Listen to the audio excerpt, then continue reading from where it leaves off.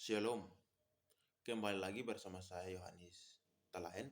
Kali ini kita akan merenungkan firman Tuhan yang terambil dari Kejadian pasal 4 ayat 1 sampai yang kelima. Kemudian manusia itu bersetubuh dengan Hawa, istrinya, dan mengandunglah perempuan itu, lalu melahirkan Kain. Maka kata perempuan itu, aku telah mendapat seorang anak laki-laki dengan pertolongan Tuhan. Selanjutnya, dilahirkannyalah Habel, adik Kain, dan Habel menjadi gembala kambing domba, Kain menjadi petani. Setelah beberapa waktu lamanya, maka Kain mempersembahkan sebagian dari hasil tanah itu kepada Tuhan sebagai korban persembahan. Habel juga mempersembahkan korban persembahan dari anak sulung kambing dombanya, yakni lemak-lemak. Maka Tuhan mengindahkan Habel dan korban persembahan itu, tetapi Kain dan korban persembahannya tidak diindahkannya.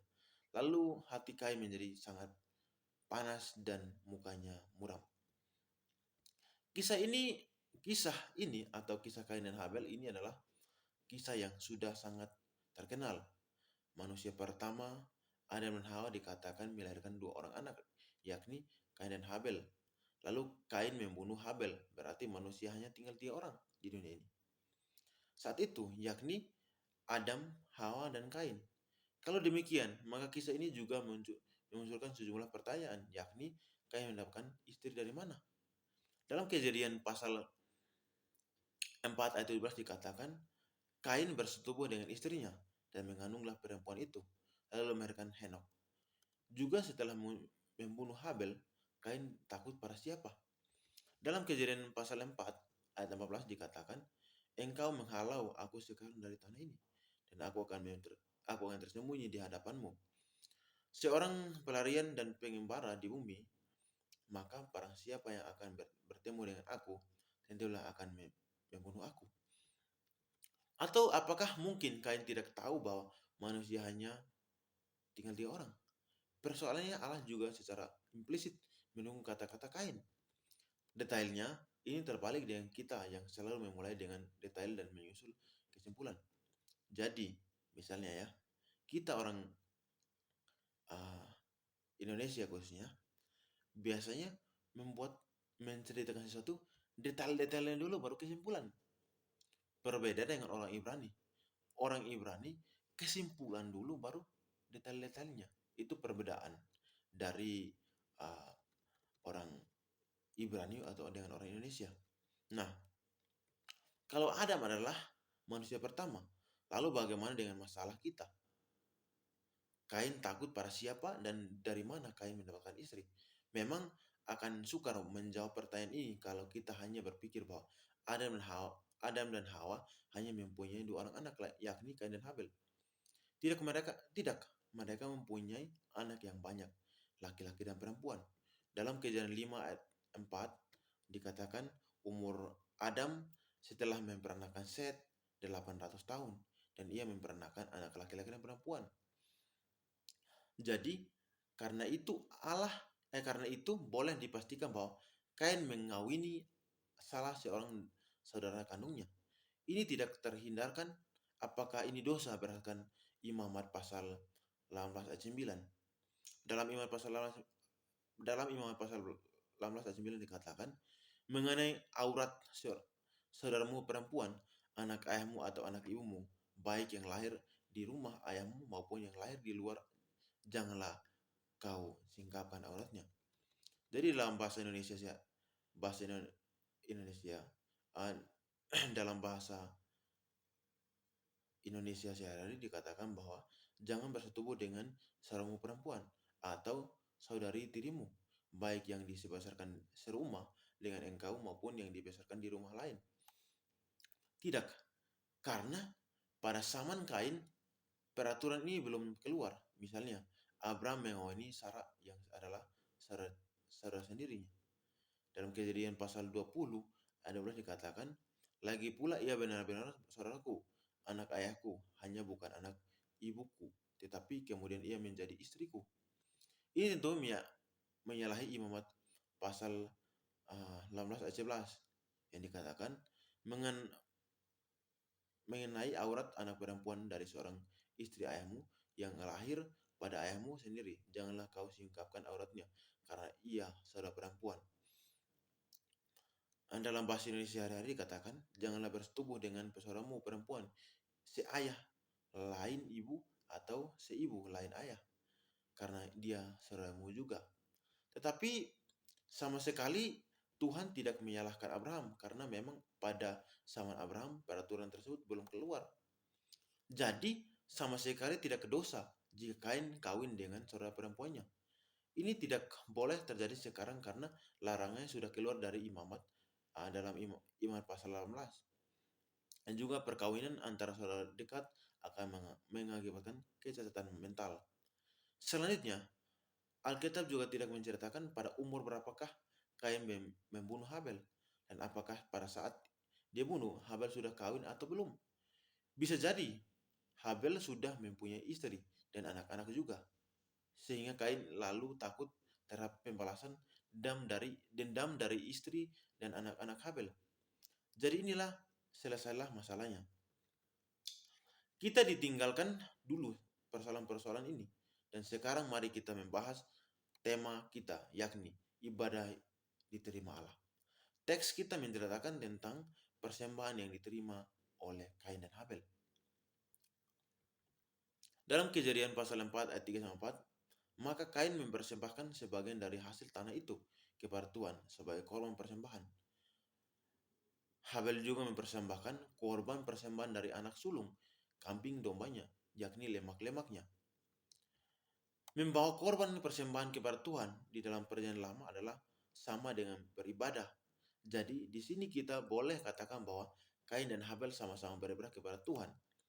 Tetapi lalu diceritakannya bahwa persembahan atau ibadah Habel diterima, sedangkan persembahan atau ibadah Kain ditolak oleh Tuhan. Dalam Kejadian pasal 4-5 dikatakan, maka Tuhan mengindahkan Habel dan korban persembahannya itu. TP ayat 5, tetapi Kain dan korban persembahannya tidak diindahkan. Tentang diterima, mereka tahu persembahan mereka diterima dan ditolak tidak dijelaskan. Guru sekolah minggu mengajarkan bahwa asap persembahan Habel lurus ke atas, sedangkan asap persembahan Kain naik secara bengkok. Tetapi jelas Alkitab tidak menjelaskan masalah ini. Mungkin mereka mengetahuinya dari kehidupan selanjutnya di mana Tuhan memberkati pekerjaan Habel, tetapi tidak memberkati pekerjaan Kain. Bahwa Tuhan menolak persembahan Kain menerima persembahan Habel mengajarkan kepada kita bahwa Tuhan tidak selamanya mau menerima seadanya ibadah dari setiap orang. Kisah Kain dan Habel menyatakan kepada kita bahwa ada ibadah yang diterima Tuhan dan ada ibadah yang ditolak Tuhan. Jadi belum tentu sewaktu saudara-saudara beribadah, Tuhan menerima ibadah saudara. Dia bisa saja menerima, tetapi bisa juga menolak ibadah saudara. Termasuk dalam ibadah saat ini. Kalau begitu, sekarang kita bertanya, mengapa Tuhan menerima persembahan atau ibadah Habel, tetapi menolak persembahan atau ibadah Kain? Ada beberapa penafsiran. Karena yang pertama karena dikatakan bahwa Kain memberikan persembahan hanya sebagian saja. Dalam Kejadian pasal 4 dan 3 dikatakan, setelah beberapa waktu lamanya, maka Kain mempersembahkan sebagian dari hasil tanah itu kepada Tuhan sebagai korban persembahan. Ini agak keberatan. Kata-kata sebagian dalam ayat ini tidak ada dalam bahasa aslinya. Bandingkan dengan beberapa terjemahan di bawah ini. King James Version mengatakan, King James Version maupun dari bahasa-bahasa aslinya itu juga tidak menjelaskan, sehingga keberatan tentang pendapat ini. Tetapi Habel juga tidak dikatakan memberikan seluruhnya hasilnya. Jadi dalam Kejadian pasal 4 ayat 4, Habel juga mempersembahkan korban persembahan dari anak sulung kambing dombanya, yakni lemak-lemaknya. Tuhan tidak pernah melihat jumlah persembahan sebagai ukuran. Misalnya dalam Lukas 21, kecuali kalau memang orangnya karena kikir lalu memberikan hanya sedikit padahal uangnya banyak. Jadi rasanya bukan ini alasannya Tuhan menolak persembahan Kain. Karena korban Kain adalah korban yang tidak berdarah, sedangkan korban Habel adalah korban yang berdarah. Dalam Kejadian pasal 4 ayat 3 sampai 4 dikatakan, maka Kain mempersembahkan sebagian dari hasil tanah itu kepada Tuhan sebagai korban persembahan. Pasal 4 ayat 4, Habel juga mempersembahkan korban persembahan dari anak sulung kambing dombanya, yakni lemak-lemaknya. Jadi seorang penulis John of Walford dia mengatakan bahwa kenyataan bahwa persembahan Habel diterima karena dipersembahkan dengan iman dalam Ibrani pasal 4. Tidaklah membuang sifatnya yang penting karena Habel percaya pada penyataan Allah mengenai korban-korban, maka ia mempersembahkan korban domba yang bertentangan dengan korban Kain yang tidak yang tidak yang tak berdarah. Karena itu, Habel merupakan tipe dari Kristus dalam hidupnya sebagai gembala dalam persembahannya dan dalam kematiannya Yesus Kristus Tuhan kita. Nah, William Berkeley mengatakan tidak ada petunjuk mengapa Allah lebih menindahkan korban Habel daripada korban Kain. Mungkin saja bahwa satu-satunya korban yang dapat dipersembahkan manusia kepada Allah ialah miliknya yang paling berharga. Dan milik yang paling berharga itu ialah hidupnya sendiri. Dan bagi bangsa Ibrani, darah senantiasa berarti hidup. Kita tidak dapat memahami hal itu sebab jika darah dicurahkan keluar, maka kehidupan akan binasa. Atas dasar itulah satu-satunya korban yang benar kepada Allah adalah korban darah. Korban Habel adalah makhluk hidup, sedangkan korban Kain bukan. Maka dari itu korban Habel lebih dapat diterima. Dalam John Wesley, buku John Wesley dia mengatakan, keselamatan Habel adalah oleh iman. Allah menyaksikan bahwa korban Habel lebih indah daripada korban Kain. Sebab korban Habel adalah korban berdasarkan iman. Habel menurut kehendak Allah, sedangkan Kain tidak. Tetapi bagaimana kehendak Allah dinyatakan? Hal ini ditulis dalam Kejadian 3 ayat 15, di mana Injil untuk pertama kali disebutkan. Habel memahami perjanjian itu, bahwa seorang penebus akan datang dengan kematiannya. Penebus itu akan mengadakan suatu korban karena dosa. Karena semua itu Habel telah menggambarkan seekor domba.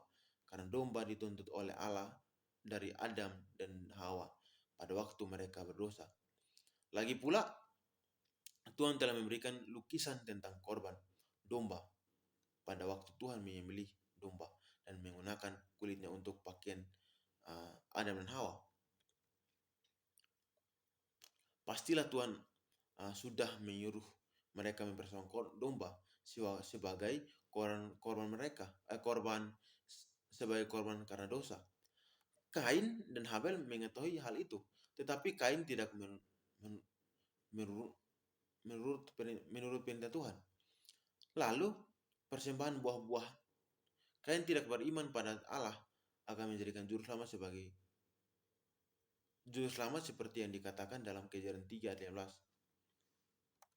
Nah, peraturan tentang korban berdarah baru diberikan pada zaman yang lebih kemudian, yaitu zaman Musa.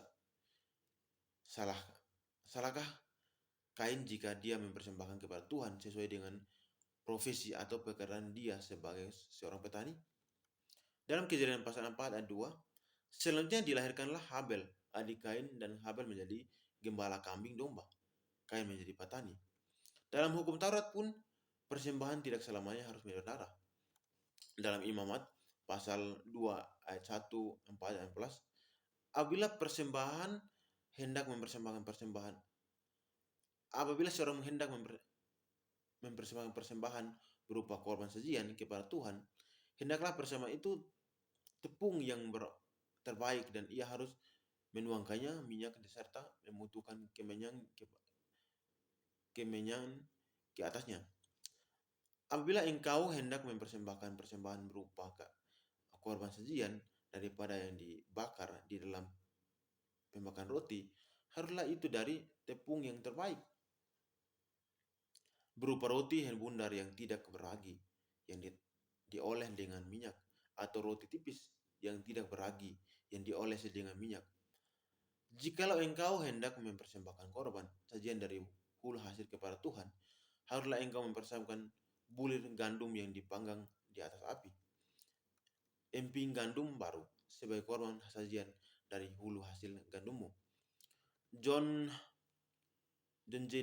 Davis, istilah yang diterjemahkan korban persembahan dalam bagian ini adalah minta, dipakai dalam hukum kitab Hikmat tentang korban sajian tanpa penumpahan darah, yang ter, yang terdiri atas tepung yang minyak atau tepung yang dibubuhi kemenyan. Dari Hikmat 2 ayat 1, 4, 14, 19. Istilah ini dipakai juga di dalam Perjanjian Lama dalam arti yang lebih luas, termasuk bagian persembahan tanpa penumpahan darah maupun persembahan dengan penumpahan darah. Jelaslah yang dimaksud di sini adalah dalam arti yang jelas yang luas. Dengan demikian rasanya tidak tepat kalau dikatakan bahwa Tuhan menerima menolak persembahan Habel dan Kain berdasarkan jenis persembahan. Kalau begitu, apa alasan sesungguhnya? Saya melihat ada dua alasan mendasar mengapa Tuhan menerima persembahan atau ibadah Habel dan menolak persembahan atau ibadah Kain. Yang pertama, karena Habel beriman sedangkan Kain tidak. Dari mana kita mengetahui hal ini? Bahwa Habel adalah orang beriman terlihat dari Ibrani pasal 11 ayat 4. Dikatakan, karena iman Habel telah mempersembahkan kepada Allah korban yang lebih baik daripada korban Kain. Dengan jalan itu, ia mempersembahkan kesaksian kepadanya bahwa ia benar karena Allah berkenan kepada persembahan itu. Jelas dikatakan bahwa Habel adalah orang beriman. Karena iman itu, maka ia memberikan persembahan dan lalu Allah berkenan kepadanya. Bahwa Kain bukan orang beriman terlihat dari 1 Yohanes 3:12. Dikatakan bukan seperti Kain yang berasal dari si jahat dan yang membunuh adiknya. Bahwa Kain dikatakan berasal dari si jahat atau anak iblis jelas menunjukkan bahwa dia sama sekali bukan orang beriman. Bandingkan yang kata-kata Yesus dalam Yohanes 8 ayat 44. Iblis yang menjadi bapamu dan kamu ini melakukan keinginan-keinginan bapamu. Ia adalah pembunuh manusia sejak semula dan tidak hidup dalam kebenaran. Sebab di dalam dia tidak ada kebenaran. Berarti sebagai anak iblis, Kain tidak hidup dalam kebenaran dan di dalam dia tidak ada kebenaran. Ini tidak mungkin adalah orang beriman. Jadi rupanya persembahan Habel diterima karena Habel adalah orang beriman, sedangkan persembahan Kain ditolak karena Kain bukan orang beriman. Perhatikan ayat Ibrani 11 ayat 6a. Tetapi tanpa iman tidak mungkin orang berkenan kepada Allah. Nah, karena Kain bukan orang beriman, sudah pasti persembahan atau ibadahnya tidak berkenan kepada Allah. Bahkan kalau kita berbicara lebih jauh, tanpa iman bukan saja orang menjadi tidak berkenan kepada Allah, tetapi bahkan apa saja yang diperbuat adalah dosa. Dalam Roma pasal 14 ayat 23 dikatakan, dan segala sesuatu tidak berdasarkan iman adalah dosa. Jika seorang berbuat jahat, sudah pasti itu adalah dosa.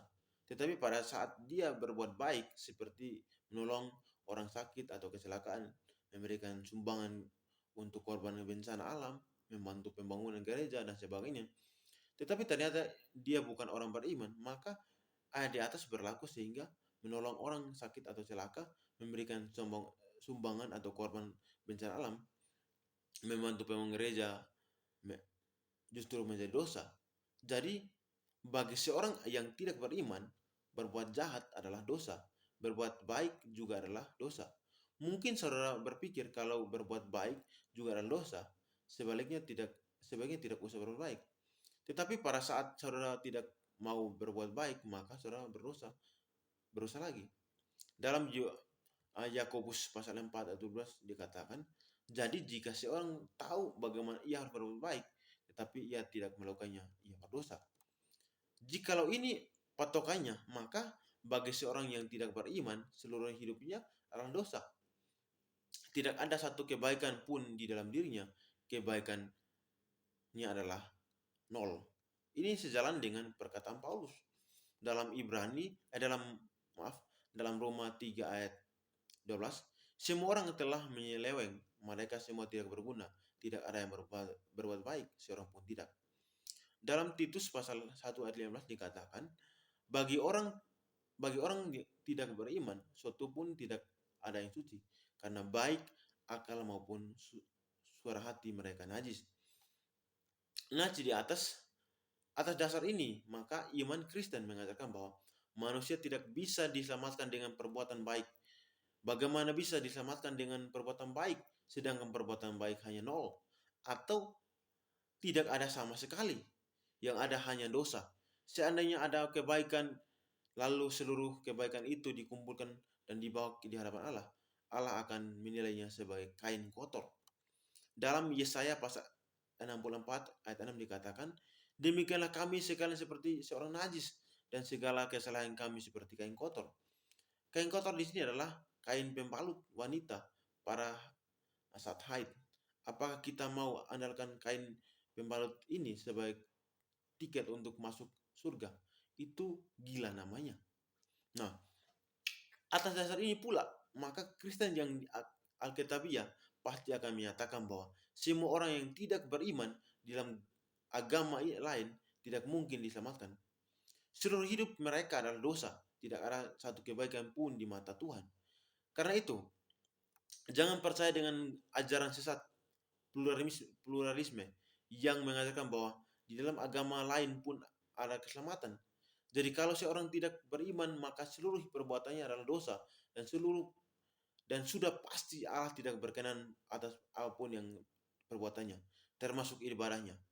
Itulah sebabnya, sewaktu Kain memberikan persembahan atau ibadah tidak beriman, dia menyebabkan persembahan atau ibadahnya itu menjadi dosa. Dan karena itu, maka Tuhan menolak persembahan atau ibadahnya, sedangkan Habel adalah orang beriman, sehingga persembahannya diterima oleh Tuhan. Ini penting bagi kita. Ingat, kalau saudara tidak beriman, maka seluruh hidup saudara dan seluruh perbuatan saudara adalah dosa.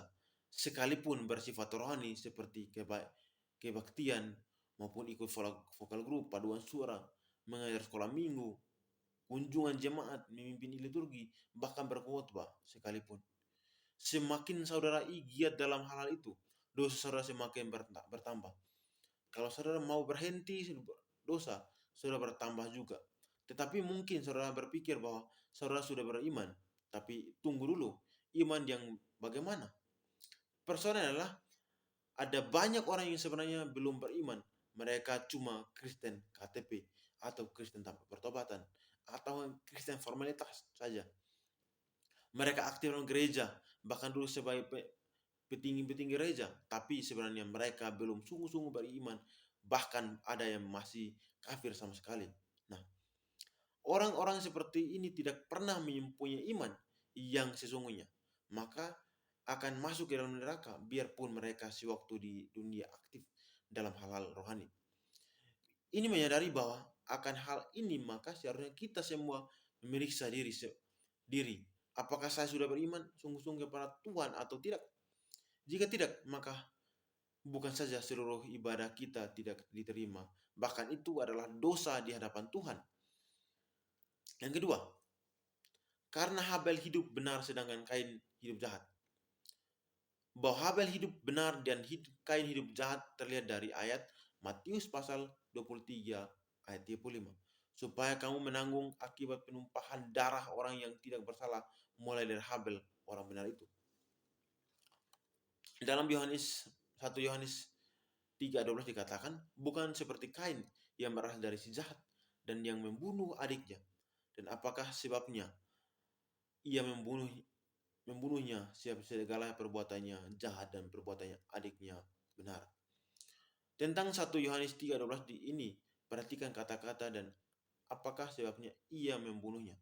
Sebab segala perbuatannya jahat dan perbuatan adiknya benar.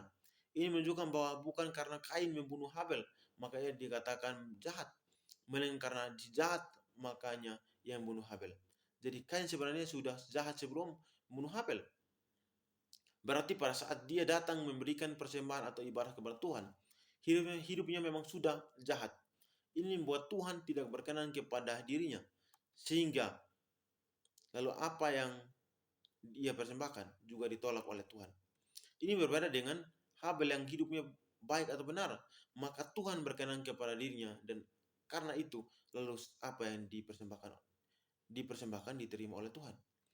Jadi di sini kita mendapatkan satu kebenaran bahwa pertama-tama Tuhan selalu melihat diri atau pribadi orang terlebih dahulu. Setelah itu baru persembahan ibadahnya.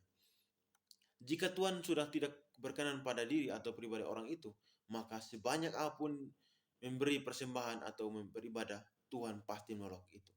Sebaliknya, jika Tuhan berkenan pada diri atau pribadi orang, maka persembahan atau ibadahnya akan diterima. Perhatikan ayat ini. Dalam Kejadian pasal 4, ayat 4 sampai 5 dikatakan, Habel juga mempersembahkan korban persembahan dari anak sulung kambing dombanya, yakni lemak-lemaknya. Maka Tuhan mengindahkan Habel dan korban persembahannya itu. Tetapi Kain dan korban persembahannya tidak diindahkannya. Lalu hati Kain menjadi sangat panas dan mukanya muram. Tentang Habel terlihat bahwa pertama-tama Tuhan mengindahkan pribadinya. Setelah itu korban persembahannya juga diindahkannya. Tentang Kain terlihat bahwa pertama-tama pribadinya tidak diindahkan. Tuhan lalu menyusul korban persembahan juga tidak diindahkan. Jadi hidupnya yang jahat. Jadi kehidupan yang jahat dari seseorang membuat Tuhan tidak menerima ibadah atau ibadahnya. Bandingkan Amsal pasal 15 ayat 8. Korban orang fasik adalah kekejian bagi Tuhan, tetapi doa orang jujur dikenanya. Dalam Yesaya pasal 1 ayat 10 sampai 13 dikatakan, dengarlah firman Tuhan, hai pemimpin manusia. Sodom, perhatikanlah pengajaran Allah kita. Hai rakyat manusia Gomora, untuk apa itu korbanmu yang banyak-banyak? Firman Tuhan, aku sudah jemu akan korban-korban bakaran karena domba-domba jantan dan anak-anak dari anak lembu gemukan. Darah jelembu jantan dan domba-domba dan kambing jantan tidak kusukai. Apabila kamu datang untuk menghadap di hadiratku, siapakah yang menuntut itu daripadamu? Bahwa aku menginjak-injak pelataran bait suciku. Jangan lagi membawa persembahan yang tidak sungguh, sebab baunya adalah kekejian bagiku. Hal ini perlu diperhatikan dengan sungguh-sungguh. Ada banyak di antara kita orang Kristen yang rajin beribadah setiap hari Minggu, tetapi secara brengsek atau mulai dari Senin sampai Sabtu, lalu pada hari Minggu datang beribadah dan minta ampun dosa. Lalu Senin sampai Sabtu kembali lagi hidup secara sembarangan. Kalau ini yang terjadi, jangan kira ibadah saudara diterima oleh Tuhan. Sebagaimana Tuhan menolak ibadah Kain yang jahat, ia pun akan menolak ibadah saudara. Memikirkan hal ini, maka sudah seharusnya kita menjaga hidup kita sebagai setiap hari. Dan bahkan kita harus melihat bahwa kehidupan setiap hari adalah ibadah kita. Jika demikian, maka Tuhan akan menerima ibadah kita. Dalam Roma pasal 12 ayat 1 dikatakan, karena itu saudara-saudara, demi kemurahan Allah aku menahan kamu supaya kamu mempersembahkan tubuhmu sebagai persembahan yang hidup, yang kudus dan yang berkenan kepada Allah.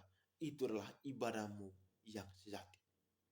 Shalom, semoga memberkati kita. Tuhan Yesus memberkati kita.